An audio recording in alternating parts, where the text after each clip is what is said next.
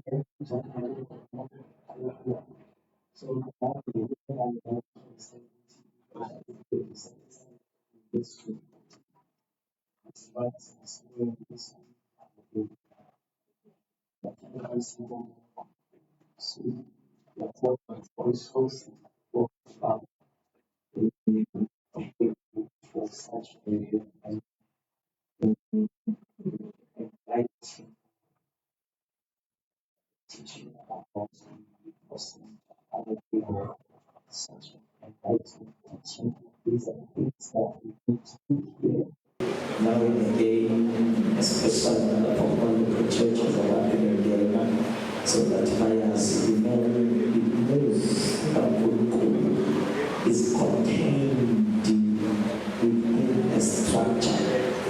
The procedure is served as a structure, and this structure becomes what Jesus speaks about, the wine skin. So the procedure is a wine skin to contain a move of God in a particular time. Hallelujah. Hallelujah. So we move from Kunje,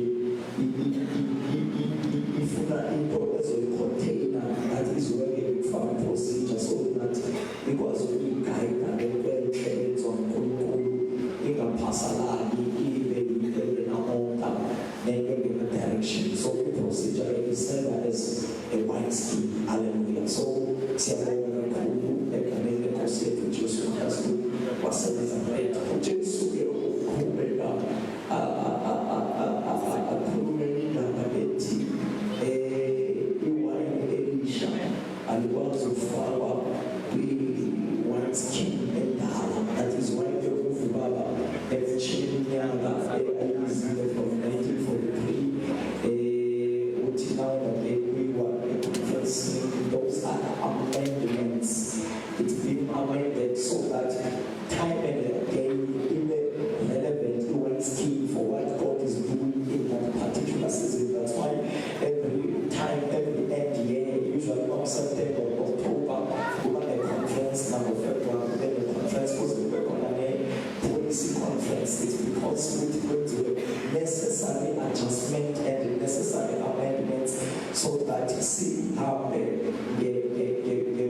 wine scheme that is the wine of the season. Hallelujah. Amen. So we see about the combat and the concept Jesus. So let us read the word of God quickly, chapter 14, the book of John, chapter 14, and 16 and 17, among verses. Okay, it's a full day.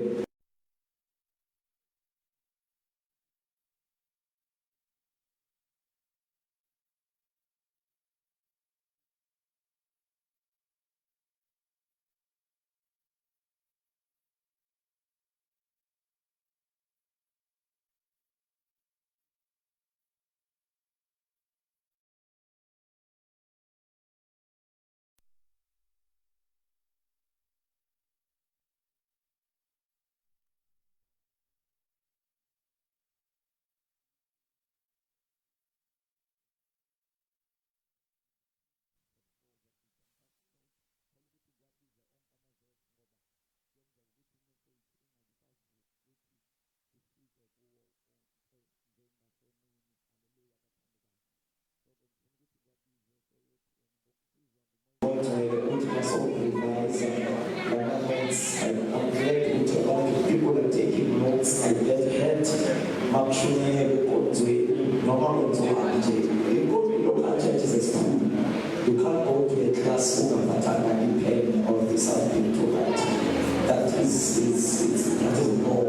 But again, we understand what we have our gadgets, we put them back to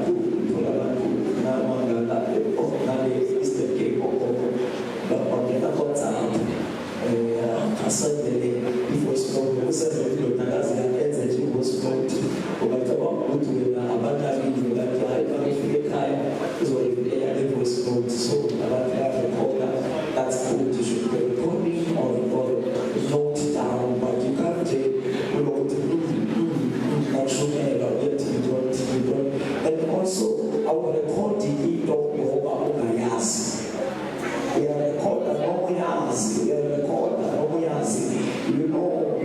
when you are a Christian, you must have an attitude of a learner, an attitude of a student. The student is sitting who teach at the high over the topic is on the rise or saying I ask and he is following Saturday. We are just following Saturday normal the topic where so I ask right but still yes normal food about host first morning chapter 2 we follow the food is a spirit of familiarity. We are seven family, but not this script without reading the Bible. We told you that I ask, but don't wait for the Bible. We said passing the class. Amen. So we know that church is a school. It's not only about jumping and running. This is a school. The keeping. The local church is a school. The school of the spirit, the school of faith. Amen. Is the school. So learn the 16 messages of school of food research. By it is the wisdom of God. Now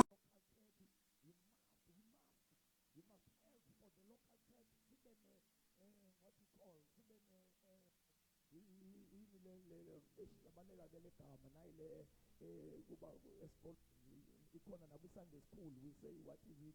The program, a guide. Curriculum, I wanted that name. The curriculum, umele ukuthi sibe ne curriculum without a plan, but we must have our own curriculum. And as we start the year, we have a strategic plan. This year, spiritually, as far as the spirituality of the church is concerned, we achieve. And what December before Makai, we check abantu bethu bayiyona lento besikwazi we achieve, so that next year you can't be doing the same thing now and again nanoma ingasasebenzi, so that next year if siyabona ukuthi le curriculum ayisebenzanga, we try another curriculum, because here we must have achieved. This is not a cult. La kumele makuphela unyanga uphuma abantu abahamba noKristu. masingathokoziswa ukuthi bekhupha ama-target abantu bekwazi ukuyetha abantu, kanti siya nabantu abasathakathayo etha abantu ngoba abakahlanzwa yizwi likaNkulunkulu.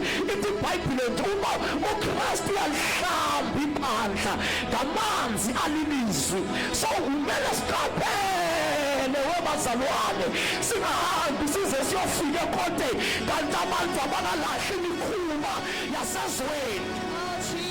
Silokho sithokozela uba ngunumber 1 emiliyoni etha abantu, kanti le miliyoni ikhutshwa ngabantu abayithola esigodlweni zikaSathane, ikhutshwa ngabantu abathwele. If we focus ukuthi senze imali at the expense of i-transformation, ingabe bayaphenduka na? Ingabe bayakhula na? Singathokoziswa yi-4 million, kanti le 4 million ikhutshwa yinswelaboya, ikhutshwa ngo-businessmen ekhonza nabo abathwele, ngoba asinandaba nophenduka kwabo. Sifuna imali, as long beyishayile itarget, then we celebrate. Kwanele, we are fulfilled.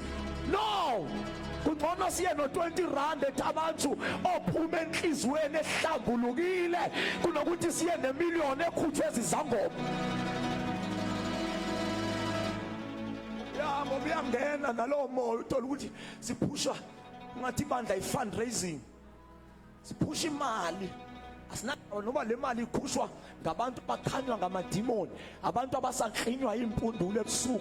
Asinandaba, we don't care, as long bekhupha imali. Sifuna imali, sifuna imiliyoni eyokuthi bawuyekile umjolo, eyokuthi bakhiphe izisu, right, as long bezikhupha beyikhipha nemali. Asinandaba, kanti sithunywe ukwenza abantu babe transformed. Asithunywa ukuba senga imali, sithunywe ukuthi sibabenze bafane noKristu. Kungcono sibe ne-20 ephume ebantwini abafana noKristu. So when you play this thing, I don't stop preaching. I'll shout 3 Baba, because that thing and empowerish ngafunde ematendeni ukushumayela, so it's dangerous. So play it at your own risk. Play it at your own risk, Baba. Hallelujah, amen. No, I'm trying to say, be soft. Uzongizwa masengivala ke, then you will catch up with me. But you can't learn to go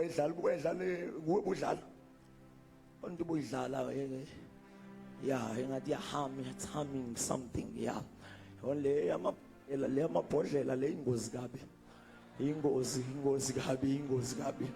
hallelujah. So the problem with the church, the operating spirits as a Babylon. Oh, Babylon, great city. Kanti bokumele ngabas operator ngespirits ase Jerusalem. Oh Jerusalem amuzi ongcwele. Ukuthi ke eBabylon the intention and the goal is to be great at any given expense, but as long as we'll find greatness, kulapho ke uthola ukuthi sifocus ekwenzeni ama millions. Kanti eJerusalem the goal is to be holy. Do you see the difference? Fana nomshumayeli ovuswa nguNkulunkulu abese ke overtakewa ngumoya waseBabylon. Akashumayeli ngoba ekhonza ibandla, but ushumayeli ukuze athole status to be an esteemed preacher. Ushumayeli noma eplanwe nabanye, igoal yakhe ukuombela lo nomunye umgodi. Baze basho bathi bamembela umgodi ubani ukuzwe lapha emazwini asikhombisa ukuthi hayi wamombela umgodi ngoba ibandla seli operator ngespirit saseBabylona owenza into nothola iopportunity yokuhlabelela. Igoal yakhe ukuthi to outshine others. And the moment wenza into kaNkulunkulu, and then ube ne feeling, ube ne motive yokuthi you want to outshine others, the moment you have that feeling, the moment uyibhaqa uyidisena leyo feeling, ungabisadla. If yenzeke kwinkonzo ka10 ungabisaya ebreaking, wena ngalosukela at that moment qal fasting ka 3 days. Qal fasting ka 3 days uthi moya ingcwele ngilekelele ngikhulule. akukhulule. Once waemsa wazizwe ngathi uemse ngcono kunabanye, wahlabelela wazizwe ngathi washumayela wazizwe ngathi uyenze ngcono kunabanye. Anything oyenze endlini kaNkulunkulu and then you feel like you are better okanye uyenza ngcono, once wayifumana leyo feeling, qala lapho uvale umnyango ungaphumi for 3 days ukhale. Because that is the evidence that there is a seed esekhona enhlizweni yakho, iseed kaSathane.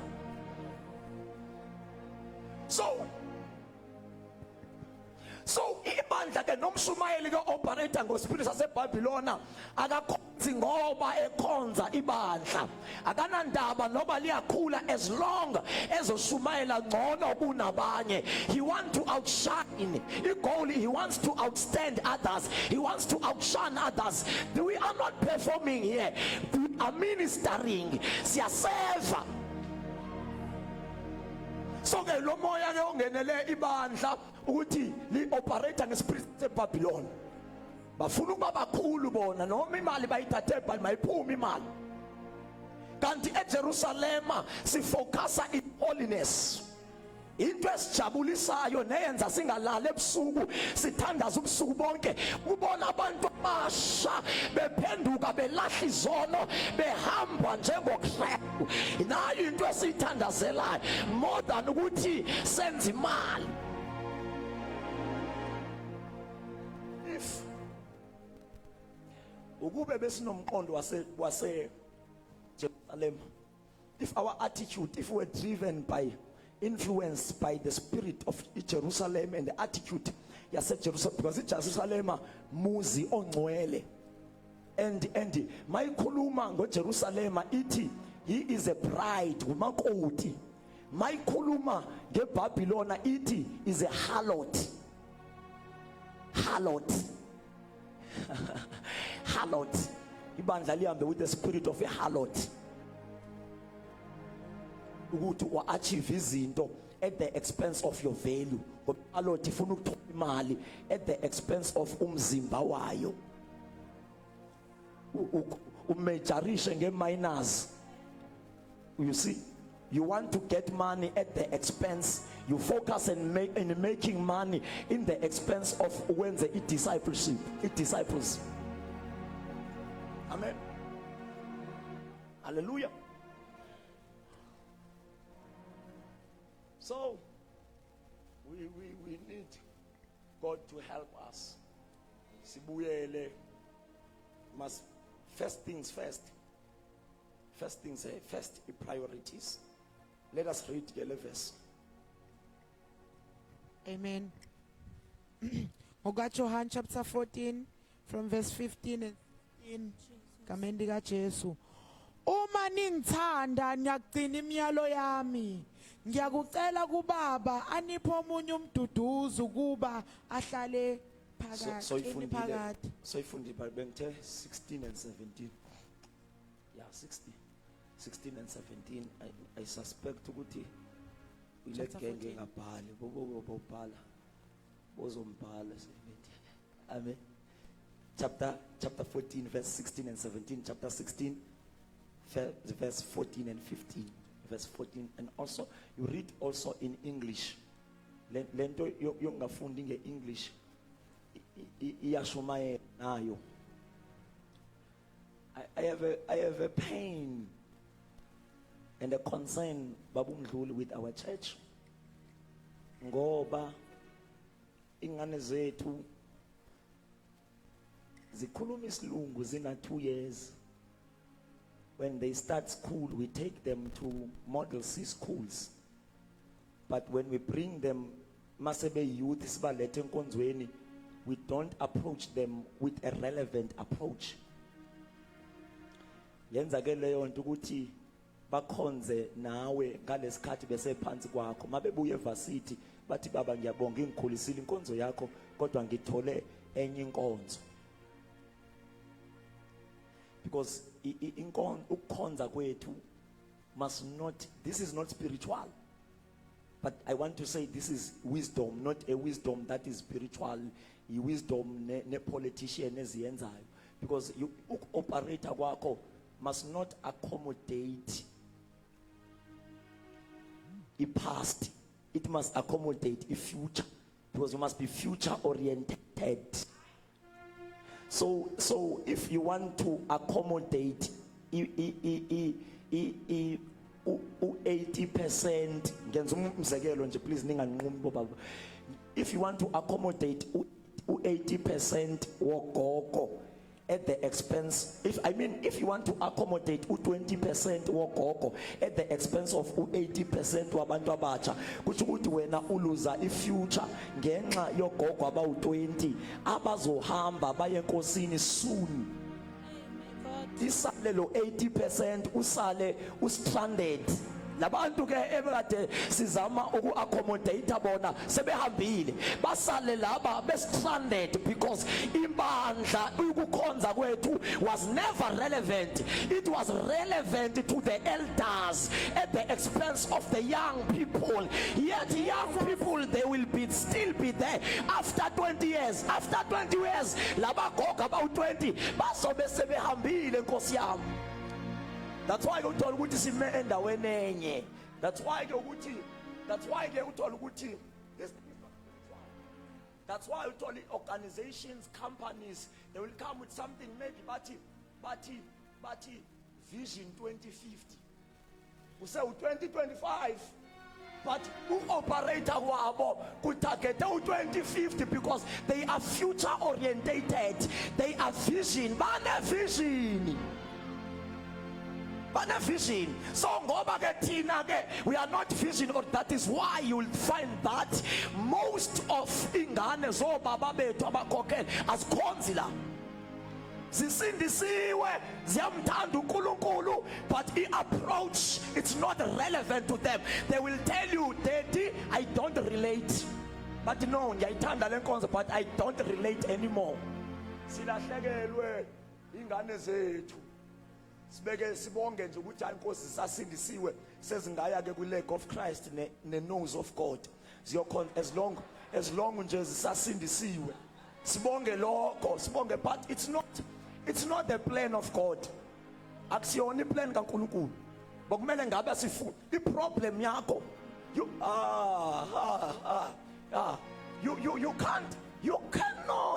cannot.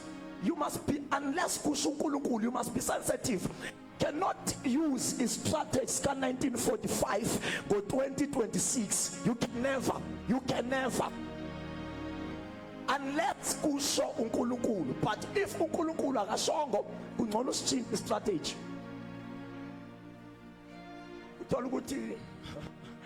You'll find that because I'm speaking on the basis, respectfully so, and with all due humility. I'm speaking on the authority of the ministry and the grace upon my life, not with injongo zokdelela or zok disrespect. You can't have an 75-year CC ngokwala inkonzweni ngesithi ngusisi, but ngugogo lowa a organize ingane na 14 years. Never.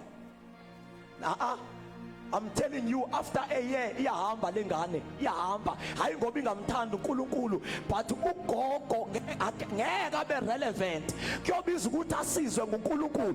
Make sizwe nguNkulunkulu ke sisibona isandla sivisible phezu kwakhe. Ingamyeka kodwa mawungekhonto you can't. Ngoba ugogo uzoza ngestrategy sango 1945.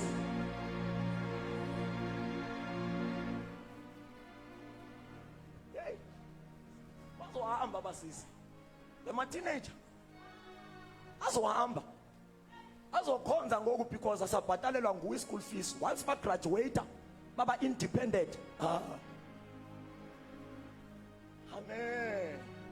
So okay, it's not a sin. It's not a sin to change a structure. Abukade usebenzisa ubuze uNkulunkulu ukuthi this system is still relevant. Am I still winning? Ngoba into kumele uyi-understand ngoNkulunkulu. U-operator like a king. The Holy Spirit moves like a king. God moves like a king.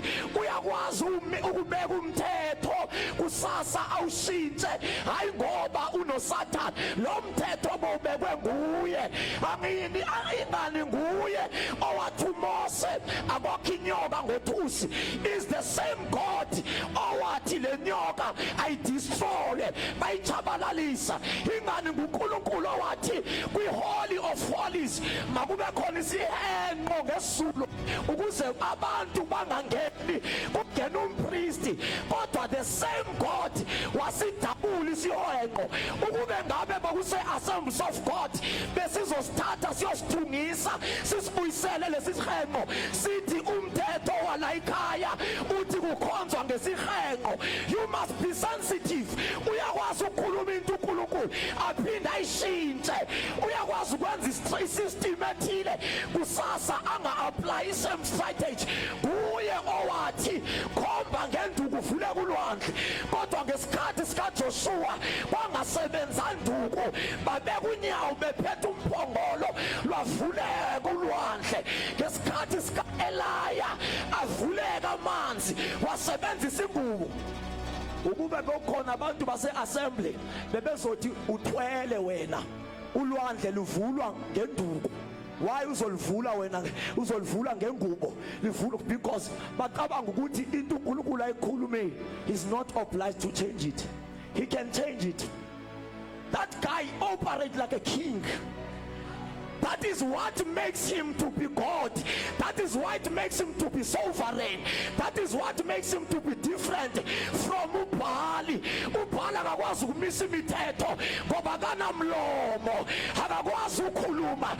That's why uDavide ethi bakhona abanoNkulunkulu banemilomo kodwa akakhulumi, lo wethu uyakhuluma. Ingakho ebeka umthetho aphinda ushintshe umthetho aphinda abeka omunye umthetho. Thina ke siyamvala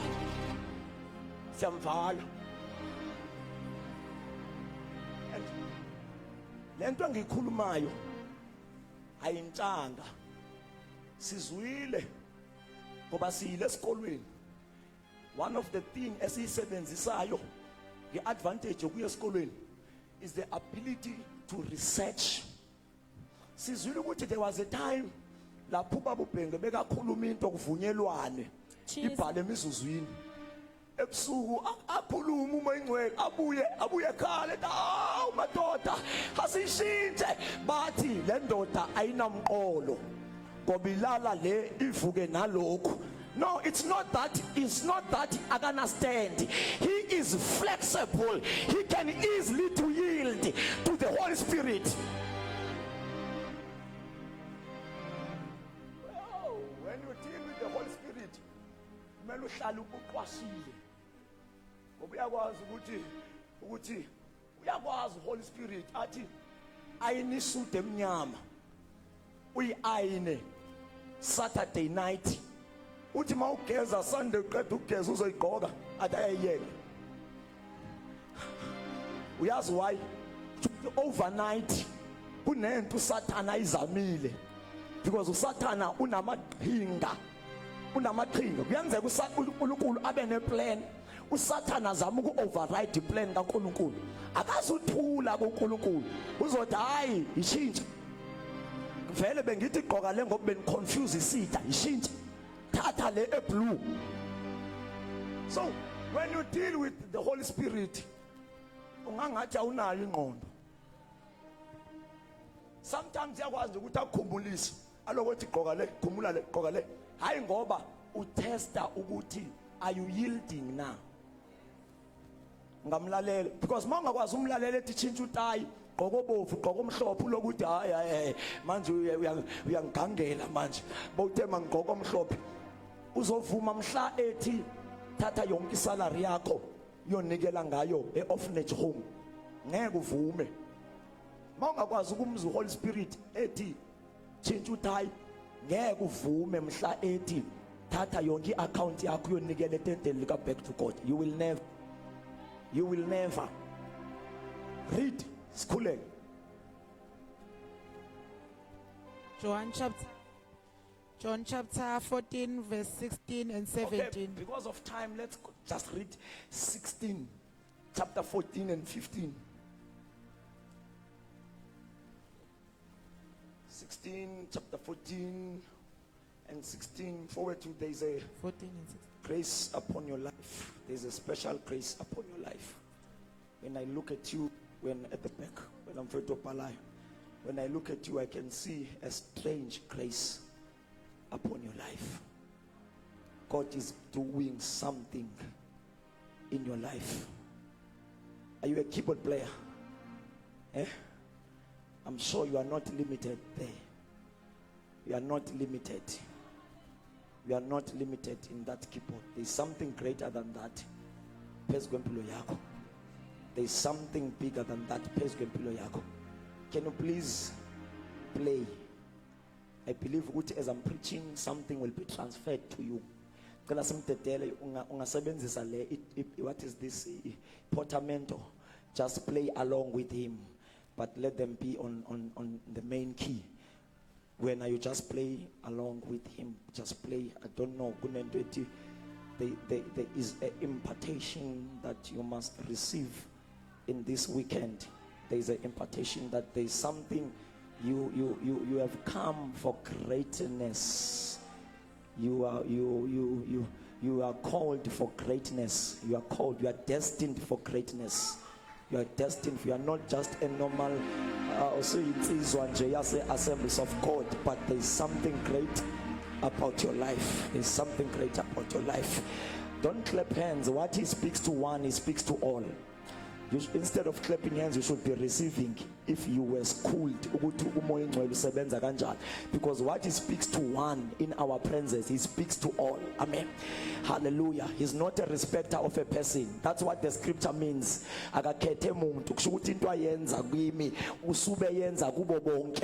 It's up to you if you jump into it or out of ignorance. Amen. Hallelujah. Verse 16. Chapter 16, verse 14 and 15. Amen. No, 13 and 14, yes. 13 and 14. Yes. Kepha nxa esefikile yena umoya weqiniso uza kuniholela kulo lonke iqiniso. Mama esefikile yena umoya weqiniso. He will lead you into whole truth. Kulo lonke iqiniso. So what makes us our greatest advantage for our dominion, for our effectiveness, it's the presence of the Holy Spirit. Ubukhona kuka Holy Spirit. Naye ma esekhona angabi khona nje ngoba kunabantu abamthola Holy Spirit but they don't utilize him. They don't take advantage of the presence of the Spirit in their lives. Abanye, it's because they are rebellious. Abanye, they are innocent. They were never taught how do you engage, how do you walk, how do you partner, how do you co-work, how to listen the voice. They were never taught that. Because you know, where there is no teaching, it becomes a burden.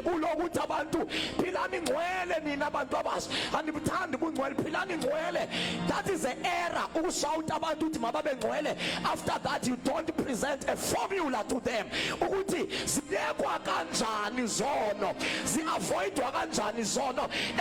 Don't just shout at me. Give me the formula. Don't just say to me I must pray. Give me the formula. Don't just speak but present a formula from the word of God. Doctrine, it gives us a formula how to live a holy life. It gives us a formula how to forgive something that you cannot forget. It gives us a formula how to operate in faith, how to operate in love. Give us formula. Don't say tandanani xolelanani kwenzeka kanjani ngoba ngikhule nginenzondo.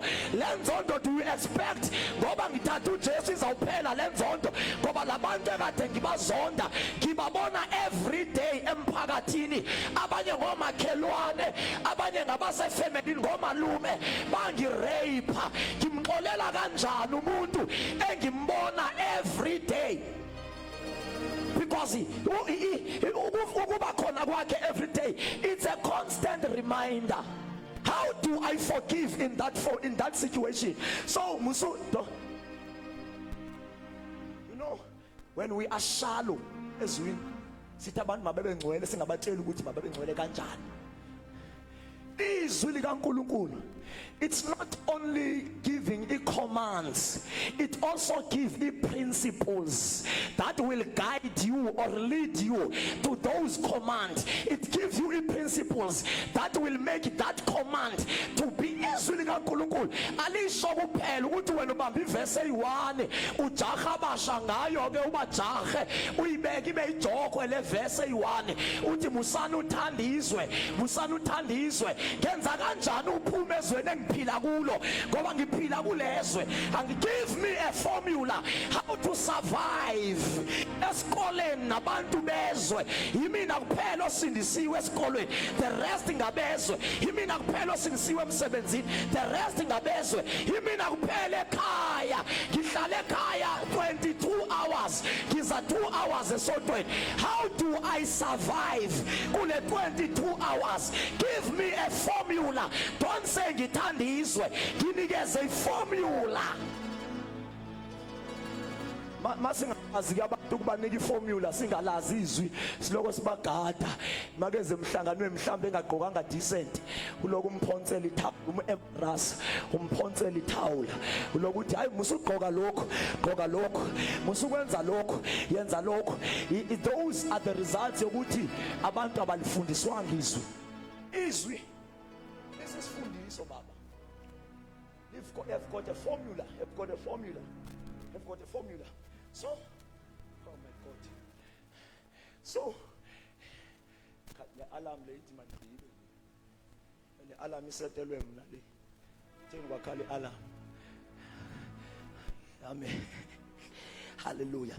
So, iti iBhayibhile make wafika umoya uza kunikhokhela. He will lead you into whole truth. There is a part of a truth, but there is a whole truth. There is a half of a truth, but there is a whole truth. There is a quarter of a truth, but there is a whole truth. So our victory comes the day we get the whole truth. The problem here too, we are selective in the truth of the whole of the word of God. We don't have the whole truth. Mhla sathola lonke iqiniso eliphelele kumhla sizoba ukukhanya kwalelizwe, kumhla soba usawuti walomhlaba. But for now we are still the light of the assemblies of God. Our light does not shine in the world. It is confined within these four walls of the assemblies of God. Ngoba asikalitholi iqiniso elibhebo silithole but sithole uhalf. Yebo silithole but sithole basics, the fundamentals. Sithole. We are in the infantry stage. When it comes to the kingdom, we are in the entrance. Utu Jesu mina, I am the door. Bonke bangena ngami, but awupheleli lapho. Iproblem yethu sithatha uJesu osindisayo sacabanga ukuthi we have arrived, sacabanga ukuthi uphelele, kanti uJesu isango. He is a door. Umuntu omemnyango iphare lidlulayo lingakwazi ukumsnatcha. Umuntu omemnyango uya affecteka izinto ezenzeka ngaphandle. But the truth, which is the word of God, yiyo esisusa emnyango isise deeper into the kingdom. Isise ngoba iBhayibhile ithi he has rescued us from the power of darkness and then he transferred. So mawuhleli uthi wazi uJesu othetheleli zono, that is the only thing oyaziyo about the kingdom. Usesemnyango, that is an entry level. Izwi likaNkulunkulu. So emnyango ukuya engaphambili asihambi ngezinyawo but sihanjiswa lizwi. The more uthola izwi, we understand izwi, you take one step forward. The more uthola elinye iqiniso, you take one step forward. The more uthola elinye iqiniso, you take one step forward. This kingdom is dependent founded upon the knowledge you have about this kingdom, you cannot operate and live beyond the level of the knowledge about this kingdom. The victory in this kingdom is knowledge dependent. High knowledge about isonto. Yebo lihle isonto njengoba ubaba kade presenter, but mawungabamba isonto kuphela kunento ngeke uzithole. You must have the knowledge about the Bible, not selective. Ungakhethi lezi ezithandwe zembula, ulazi lonke izwi, so that I may know him, that I may know him. Ithi iBhayibhile ukuze basindiswe bafikelele into the knowledge of the Son of God. It's not enough to be saved, but there is a knowledge that you must have. Umusindiswe kuphela umemnyango. Ingakho kanjalo usathakatheka noma usindisiwe, because umemnyango, emnyango bayangena abathakathi. Go deep, launch into the deeper. Launch. So get into the deeper ke awulaunchi ngoba uhamba ikota, ulauncha ngoba nayo kunabantu abagude ekremeni. It's not about ukrema, it's about a revelation knowledge. The more you have a revelation, the more you have a revelation, is the more only advantage. So in a kingdom, you can't operate beyond the knowledge onayo. It's impossible. It's impossible. Hallelujah. Hallelujah. So the Holy Spirit, he will lead you into all truth. There are 4 things that I maybe to be brief and when we speak about the Holy Spirit. Holy Spirit, number 1, chapter 14, I will ask to my Father that he will give you another helper. As in your version, I will pray. It's true, the ministry of prayer. Amen. So must tell us, amen. So utu Jesu, I will so umoya oingwele. It's not, I want to conducive ground for the Holy Spirit to come upon your life. Amen. So I will pray to my Father, he will give you another helper. Oh Holy Spirit, it is the prayer of Jesus. Winto zonke ze kingdom ayikho into ayenze wayidesign ukuthi itholakale kalula njengo Holy Spirit. uHoly Spirit asimfasteli asenzi lutho, siyakholwa nje kuphela. Akekho umfundiso onika abantu Holy Spirit. Who is the prayer of Jesus? Ayikho fasting ethathisa uHoly Spirit. Lento ka Holy Spirit yaqedwa nguJesu wasithandazela uthi I will pray. Number 2 uthi yena uyakuba nani forever, forever. That means me and you, we are the residential address of the Holy Spirit. Wathi makephuma ezulwini i-address awayeyiphethe yayisithi bonke abakholwa kuJesu. Zangaye physical address yasesikhaleni noma yasempangeni, but wafuna, oh, do you believe in Jesus? Then you qualify to host the Holy Spirit. You qualify. Oh, the Holy Spirit ngowabakhe abakuJesu, ngowabakuJesu. Ithi iBhayibhile 2 Timothy chapter number 2 verse number 19 uthi itshe lesisekelo limi linombhalo othi inkosi yabazi abangabayo. So oh Holy Spirit ngowabenkosi, ngowabakhe, akasingowabagqoka black and white, akasingowabakho faith mission, akasingowabakho assembly. Ukhangela bakhe, wehlela bakhe, ingabe ngowakhe, then you qualify. You are umenza mhlungu mawungowakhe kodwa ungenayo Holy Spirit. He does not understand. Yabona akho confuse uNkulunkulu njengomuntu ongowakhe kodwa engenayo Holy Spirit. Like for why not ungenayo kodwa ngowakhe, unless awusingowakhe. So ke ngowabakhe Holy Spirit. Number 2, uyahlala kubo forever.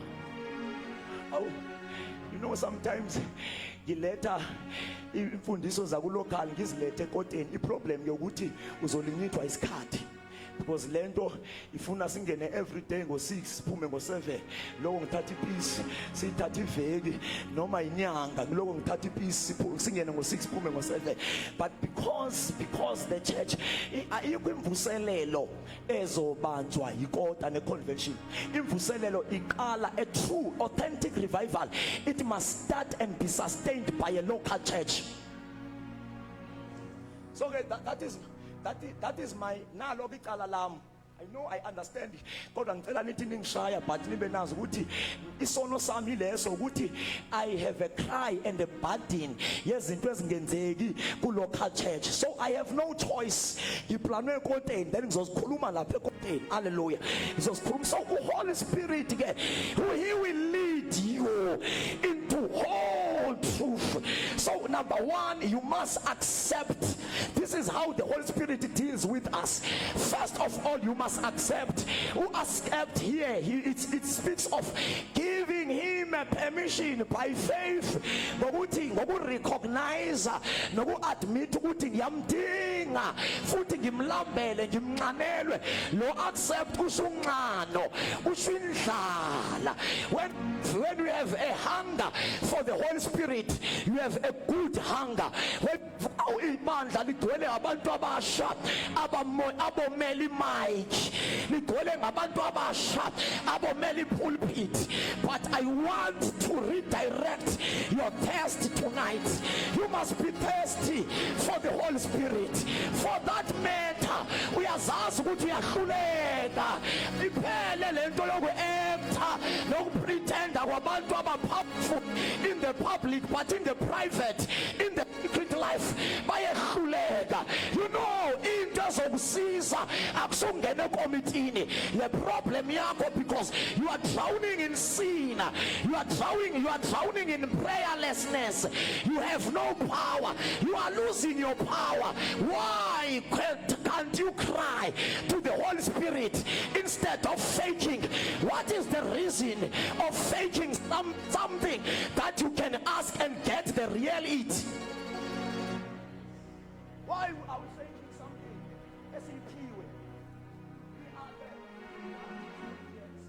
We are the legal custodians.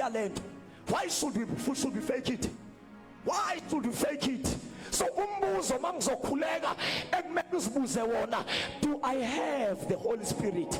Now it's very personal, and izobasebenzela abantu aba faithful. Do I have the Holy Spirit? Why I lie now and again even if I did not plan to lie? Do I have the real Holy Spirit? Why I have a circle of sinning? Do I have the real Spirit? Why I am full of anger? Why I cannot communicate with love? Why I cannot sustain peace in my house, in my family, in my parents? Do I have the Holy Spirit, or I jump and dance at church? Do I have the Holy Spirit? Why I don't have spiritual power? Do I have a real spirit? Do I have the real one? Or nginalo moya wesonto lo ovela o manifesta mangise sontwe mangingaphandle ngiyohluleka? That is not the Holy Spirit. That is the spirit of the denomination. It's not the spirit of the devil. Isonto nesonto linomoya walo okungasi umoya kaSatan. At the same time akusiwo kaNkulunkulu umoya wesonto. Amadimoni awusabi lowo moya awunamandla.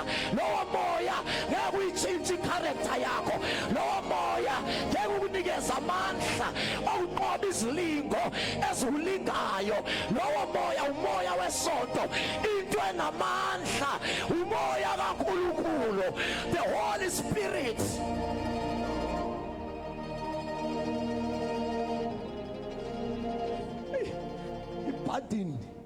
Ipadin enginayo inzima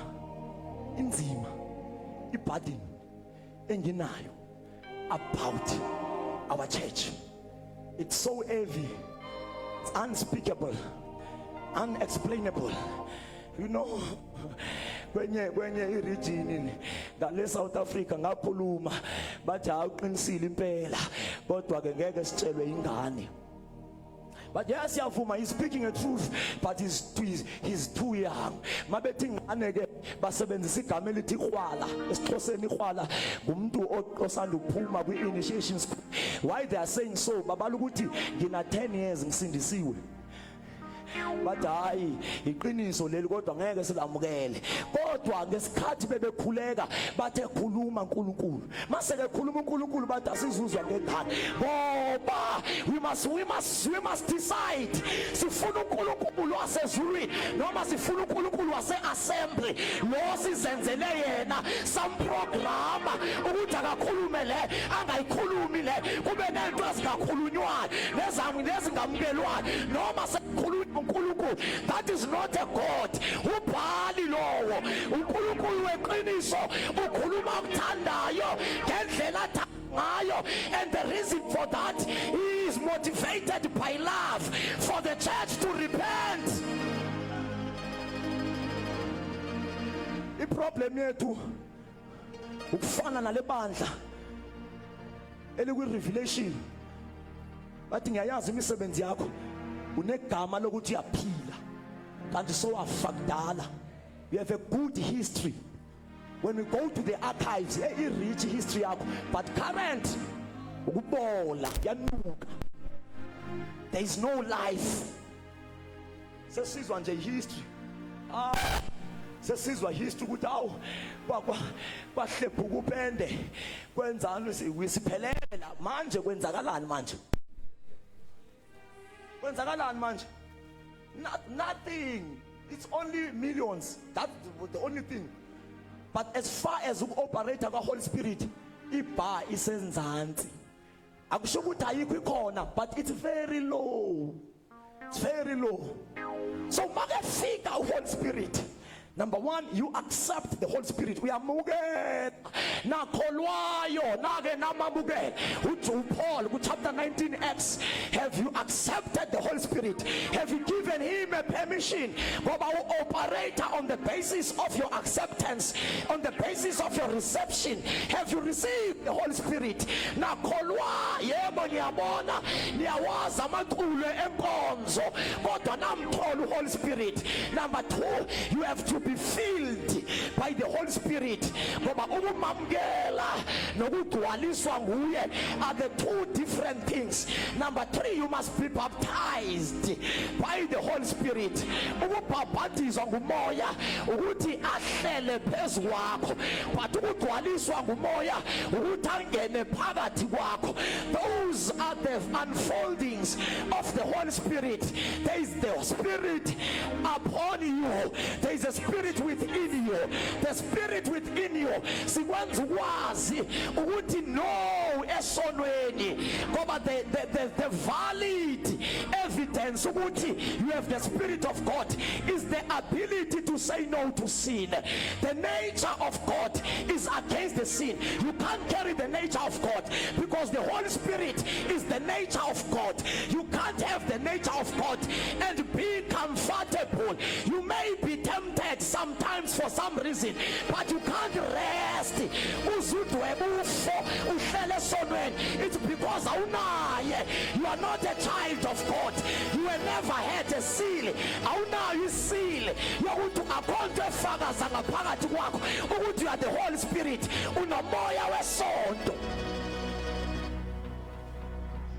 So you accept, you be filled, you baptized. Now baptized with the Holy Spirit, he must fill you. And myself, he must continue to refill you. So you must be refilled now and again. Number three, when he has refilled you, he will release you. Akusete free noma kuthiwa bonke abakini babethanda amantombazana akudeliverishe from the bondages and the illness of your blood, akwenze ube free. Now let us pray. Ithi iBhayibhile make wafika umoya weqiniso, yena uyakunikhokhela anikhokhelele kulo lonke iqiniso. Umsebenzi wakhe is to lead us, and not to lead us anywhere, but to lead us to the truth. Not just the truth, but a full truth. Iqiniso eliphelele. Make wafika umoya weqiniso, yena uzonikhokhela kulo lonke iqiniso. Let us pay attention bazalwane, sesiyathandaza. Bawuphuma uphume kahle nje, uphume kahle. Yeah, so that inga disturb. Make fika uHoly Spirit. Make fika uHoly Spirit. Uhamba nawe akubambe. Mfundisa umpanza ngesandla. Make hamba nawe kuku-introduce, ngoba in the spirit there are numerous rooms. There are so many rooms that represent the truth of the kingdom. Awuthi ngoba wazi room elodwa ucabanga ufikile. You must explore in the spirit. You must have a better knowledge about the things of the spirit. He will introduce you to this truth. Now you pass the truth, akufake to this truth. Mawuphuma kule truth, akufake to another truth. Mawuphuma kule truth, akufake to another truth.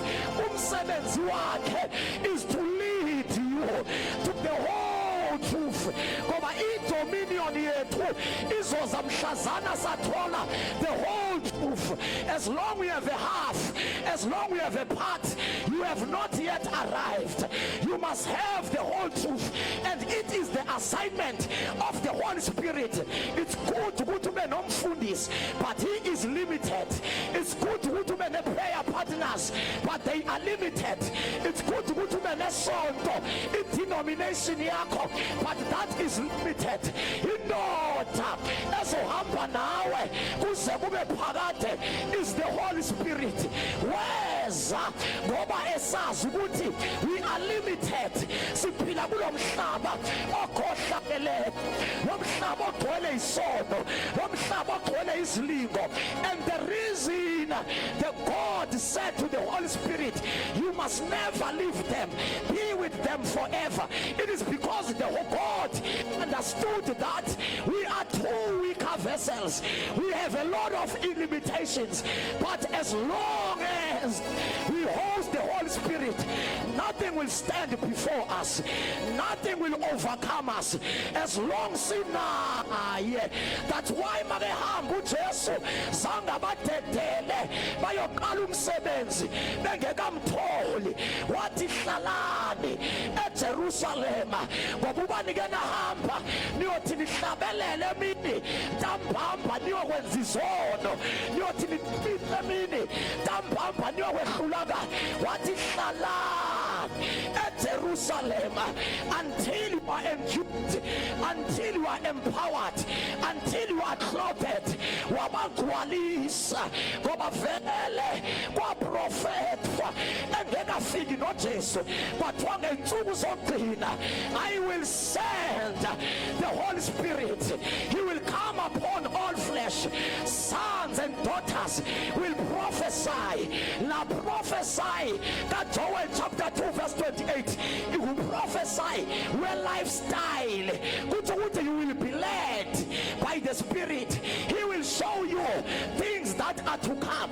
Uzonazisa izinto eningazazi anikhumbuze nezinizikhohliwe for your own personal benefit. Asikaye emandleni, but by nature, by virtue yokuthi unoHoly Spirit, you are prophetic. You are prophetic in nature. You have a grace of the sons of Issachar. You can understand the times of God. Uyawazi amaxesha kaNkulunkulu because you have the Holy Spirit. You can discern what time time is it? And operate according to a relevant strategy, according to that particular time, because you have a grace of the sons of Issachar. You are not dead in the spirit, you are alive in the spirit.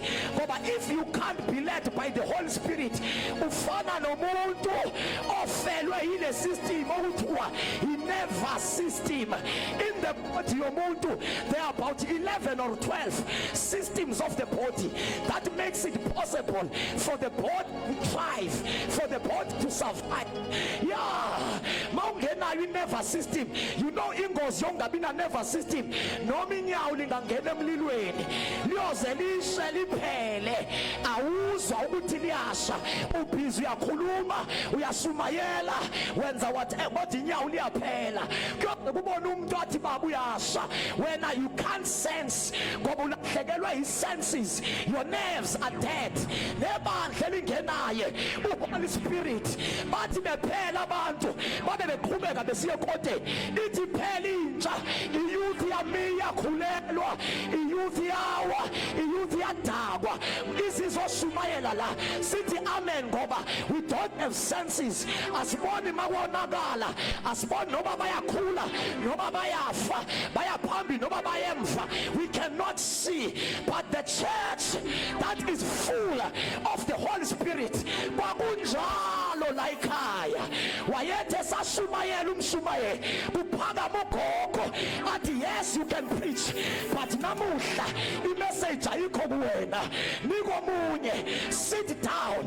But namhlanje salahlekelwa ngabantu who understand to be led by the Holy Spirit. That's why you just wehla behleli in the upper room. That was not a vibe. The Holy Spirit is not a vibe of the season, it's not a church vibe, but the Holy Spirit samthola ukuzazilekelela. He is here to assist us, he is here to help us, he is here to help us in our limitations, to lift us up. Masikhathale phela mandla uyasiphakamisa. When we get to be limited uyasilekelela, la singakwazi ukungena uyasivulela. He is our advantage. Ngaphandle kwakhe ngeke siyohluleka, ngaphandle kwakhe asinawo amandla. That is why wathi mabahlale base bathole. Ima ngenyawo zakho sikhulile. Kolabashaya sheyamalebra kolabashilaba. I am the kind of the preacher engashumayeli ebantwini kuphela. I preach also to territories. I preach, my response, my ultimate goal is to win territories. Ukuthi la ngifike khona uma ngabe bokunesiqhwaga kodwa isiqhwaga sazi ukuthi ngizwe kahle kule weekend. So my focus is not limited to abantu. No, I'm dealing with principalities, with the power of darkness.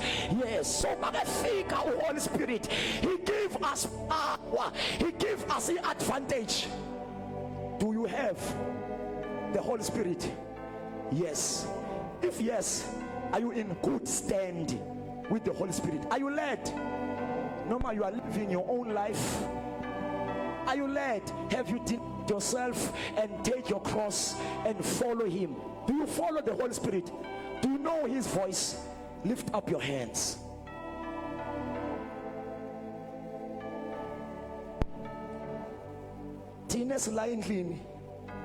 We can make a prayer that won't exceed even 2 minutes. Say, the Holy Spirit, we need you. And I want you to personalize it. See your weaknesses, see your failures, see your limitations. See, and then you tell him ukuthi abazalwana baboni nomfundisi akaboni, ngiyabonga ukuthi angikabona, but I know I am drowning, help me. Ubheke, do that sincerely. in these 2 minutes ubheka ukuthi will not this quarter be a mark uzosho ukuthi ngagcina ukona mhlazana kwafika la quarter ngagcina ukuhluleka mhlazana kwafika la quarter. You can do that prayer sincerely from the depth of your heart. Holy Spirit, help me, help me, help me, help me, help me. I have misrepresented you in many times, many of yebo abantu abangazi ngiyathembisa phambi kwabantu engithembakele phambi kwabantu baze bangishayela nezandla kodwa wena osolakhe liyabona wena kungekho okufihlakele phambi kwakho. You know me, you know me. Enye yento yenza singawabona amandla idrama yoku-act enkaweni isingabikho faithful when we stand before God. You can open your mouth, you don't have to mention your weaknesses, but the only prayer that you can say out loud, Holy Ghost, help me, help me, help me. Yebo ngisakhonza kodwa kunento zami ezalahleka, mina ngiphila kahle ngihambe eqinisweni kodwa ngalahlekwa, kunento wanginikeze zona ngangathembeka ngazo ngazidedela zalahleka. Help me, help me. Come on, open your mouth. Korabashila ba hela bashadele beha. I used to see dreams izinto zingekenzeki ngizibone emaphupheni bese ngiyazimisa ngizivale in the spirit kodwa manje ngazifanisa nabanye abantu. Help me, help me, restore me. Korabashate labra bakona yini abakhulekayo kurabashate labra kena mashelia kuria katolia haso.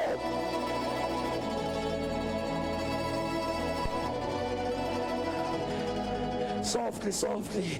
I want to hear voices, voices. I don't know, but you can make a decision. If you say, I am tired, I am tired, I am tired of being weak. You can tell wethulega, ngehlule uSatan, ngehlule inyama yami, ngehlule isono. Come for my rescue.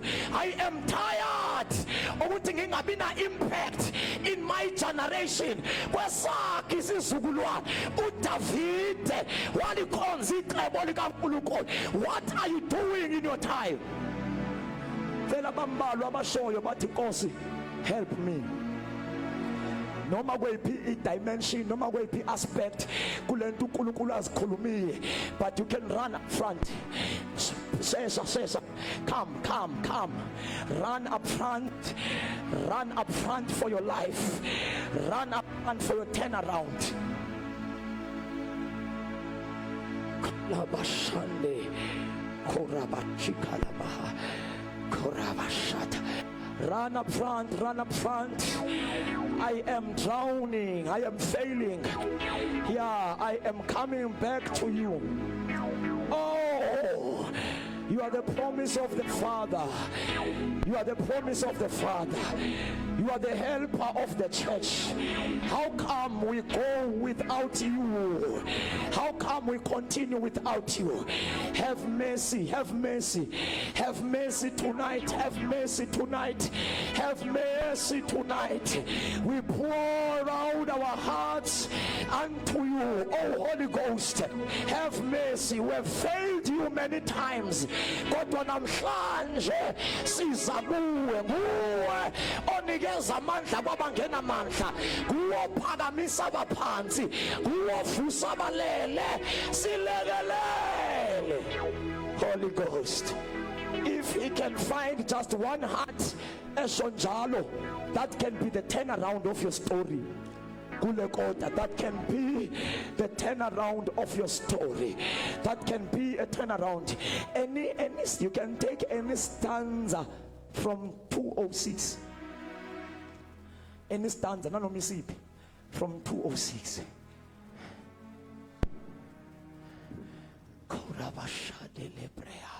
Lift up your hands. Kona mashi. Shila Bahado Korabashadele Brekosaya. Ngizocela incebo zenkosi to lay hands as the worship team will be.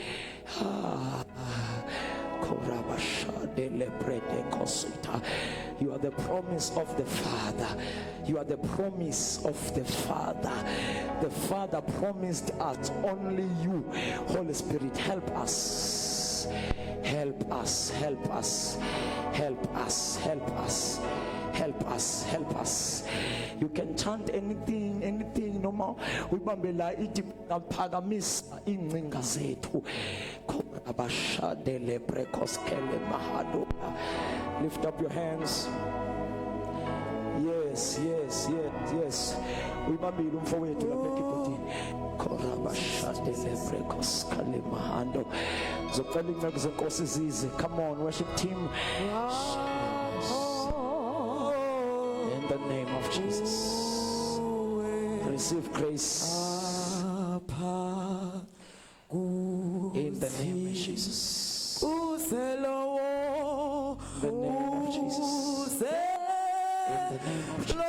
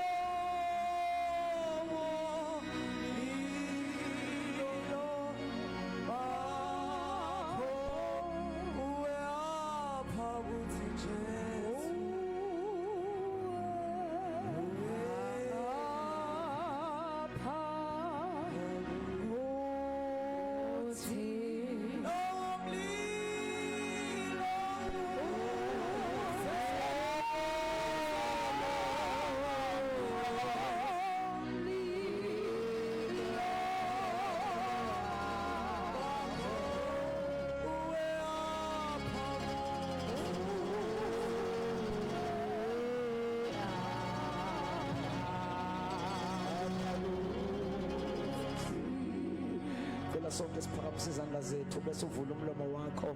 Say something to God. Uvula umlomo wakho. Ubonge enkosini sicela ikomiti. Uvula umlomo wakho ubonge enkosini. Nanoma uzosivalela anyone who will come up front angeza. Come on, open your mouth and give thanks unto the Lord. You are not the same. Not the same. You are not the same again. Ziphinezela zingaphansi kwenyawo zakho into kade zizikwehlula. Go out there and demonstrate victory over them. Come on, somebody pray. Hamba uye lapha uloveza ukunqoba. Just go back right where you were defeated. Go and express the victory by the Holy Spirit. Hamba nalamandla. You are not the same again. You are not what you came being. Something is upon you. The sun has got to offer. Simples wasama phezu Elijah. Wagijima wadlula iinqwelo zikaHabi.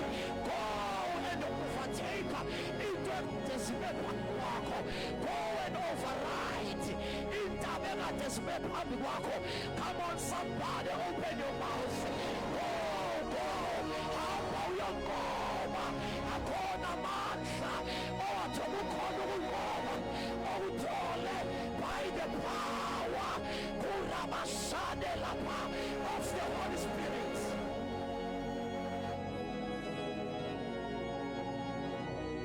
Siyabonga Baba wethu namandla wonke.